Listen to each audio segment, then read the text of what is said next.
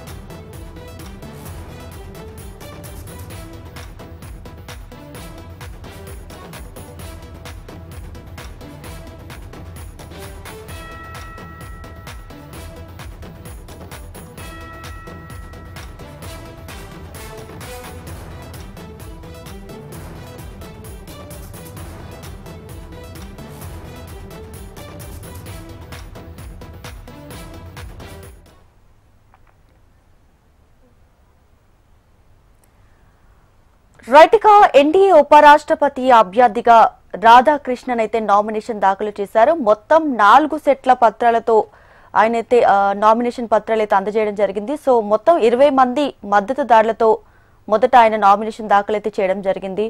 So మొత్తానికి Radhakrishnan NDA ఉపరాష్ట్రపతి అభ్యర్థిగా నామినేషన్ అయితే దాఖలు చేశారు.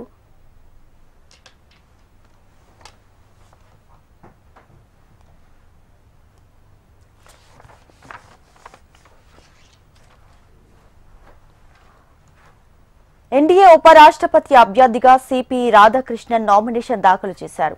నామినేషన్ దాఖలు కార్యక్రమానికి ప్రధాని మోడీ, రాజ్నాథ్ సింగ్, అమిత్ షా, జేపీ నడ్డా, ఇతర బీజేపీ నేతలు హాజరయ్యారు.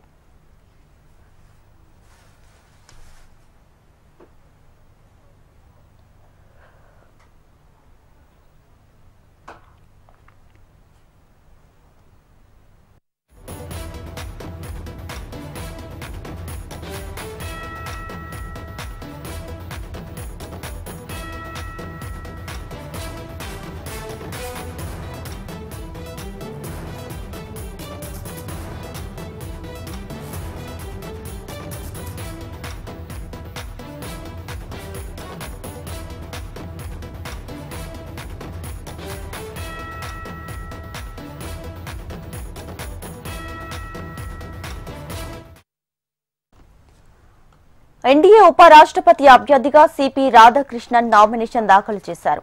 రాజ్యసభ సెక్రటరీ జనరల్ కు 4 సెట్ల నామినేషన్ పత్రాలు సమర్పించారు. నామినేషన్ దాఖలు కార్యక్రమానికి ప్రధాని మోడీ, రాజ్నాథ్ సింగ్, అమిత్ షా, జేపీ నడ్డా, ఇతర బీజేపీ పెద్దలు హాజరయ్యారు.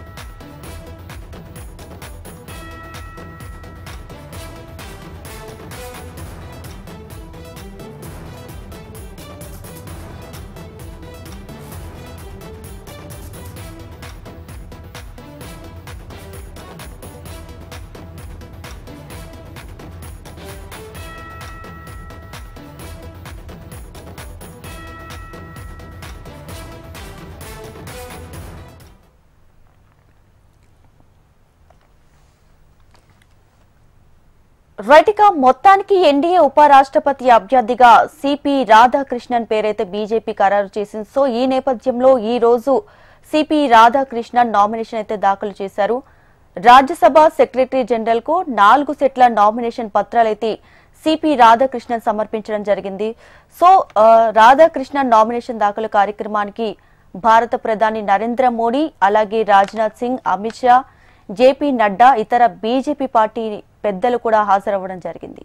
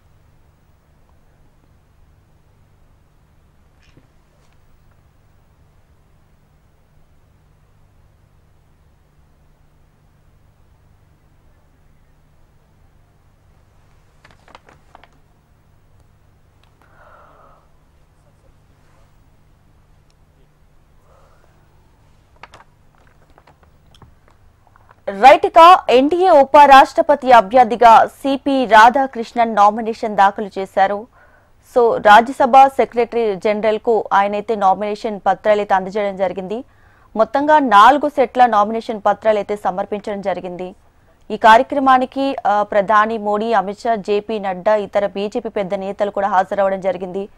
సో ఆయన చేత జనరల్ సెక్రటరీ సంతకాలు కూడా చేయడం జరిగింది. సో దానికి సంబంధించి విజువల్స్ కూడా మనం హెచ్ఎంటీవీ స్క్రీన్ మీద చూస్తూ ఉన్నాం. మొత్తానికైతే సిపి రాధాకృష్ణన్ అయితే నామినేషన్ పత్రాలు అయితే దాఖలు చేయడం జరిగింది. ఎన్డీఏ ఉపరాష్ట్రపతి అభ్యర్థిగా సిపి రాధాకృష్ణన్ నామినేషన్ పత్రాలు మొత్తానికి జనరల్ సెక్రటరీకి సమర్పించారు. సో ఆయన సంతకాలు కూడా చేయడం జరిగింది. సో దానికి సంబంధించి విజువల్స్ కూడా మనం స్క్రీన్ మీద చూస్తూ ఉన్నాం.